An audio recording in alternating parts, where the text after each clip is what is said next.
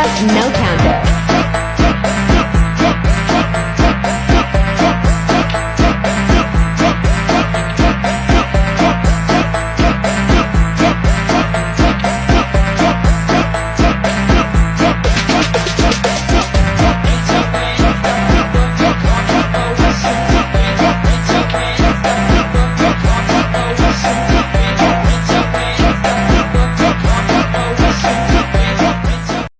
A few moments later.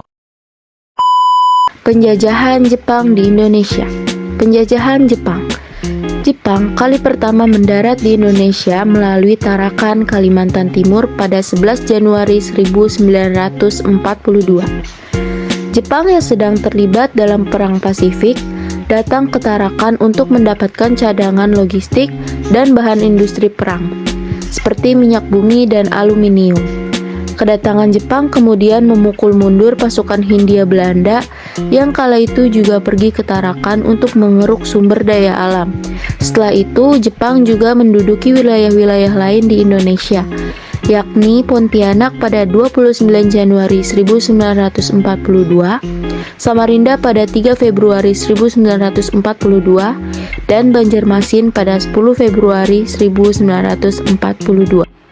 Pendudukan Jepang pun lantas meluas hingga ke Jawa. Jepang berhasil menguasai Batavia dan seluruh pulau Jawa, sehingga kemudian membuat Belanda menyerah tanpa syarat pada 8 Maret 1942. Belanda menyatakan menyerah kepada Jepang dalam sebuah perundingan yang terjadi di rumah dinas seorang perwira di kawasan Landasan Udara Kalijati, Subang. Perundingan yang dikenal sebagai Perjanjian Kalijati itu menghasilkan kesepakatan dalam dokumen kapitulasi atau penyerahan tanpa syarat Hindia Belanda kepada Jepang. Dengan ditandatanganinya Perjanjian Kalijati, Belanda harus hengkang dan Indonesia resmi menjadi jajahan Jepang. Sambutan rakyat Indonesia kepada Jepang.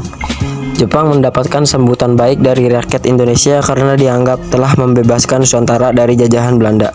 Jepang juga memberikan janji kemerdekaan bagi Indonesia serta berniat membantu mengusir penjajah Belanda. Jepang mengambil simpati rakyat dan seolah mendukung perjuangan kemerdekaan Indonesia melalui berbagai cara, salah satunya dengan memutar lagu Indonesia Raya melalui radio pada awal kedatangannya.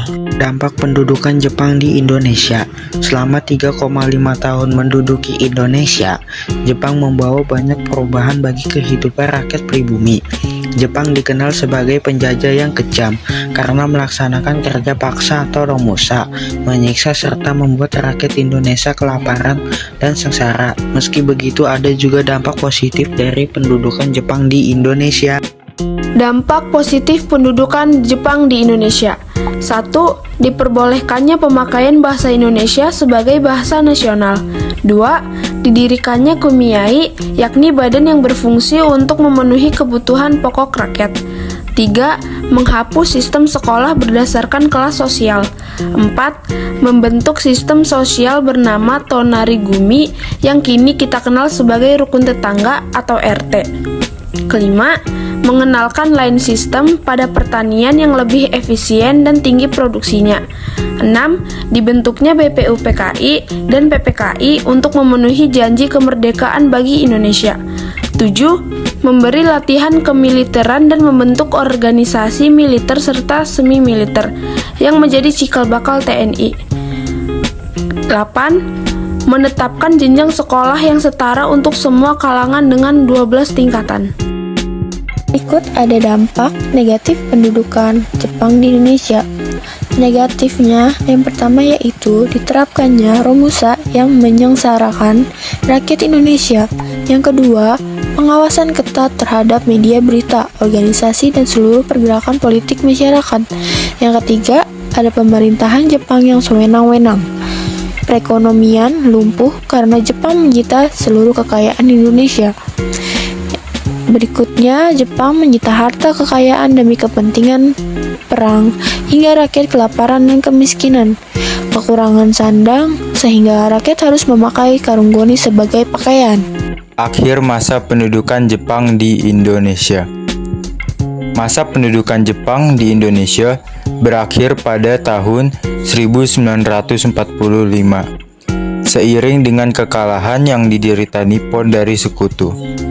Dalam kondisi yang kian terdesak di Perang Pasifik, Jepang terus berupaya menarik simpati rakyat Indonesia dengan memberikan janji kemerdekaan.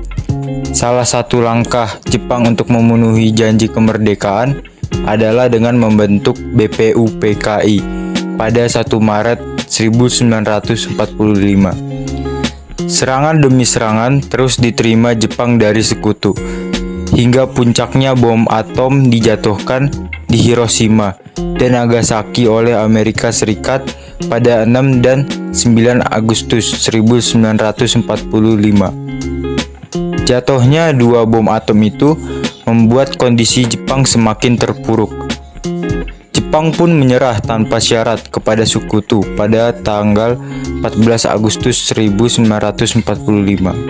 Sementara itu, di Indonesia, pada 7 Agustus 1945, BPUPKI telah menyelesaikan tugasnya dan sebagai gantinya dibentuklah PPKI untuk mempersiapkan kemerdekaan. Kabar menyerahnya Jepang dari sekutu pun tidak disia-siakan para tokoh bangsa Indonesia untuk memproklamasikan kemerdekaan pada 17 Agustus 1945. A few moments later.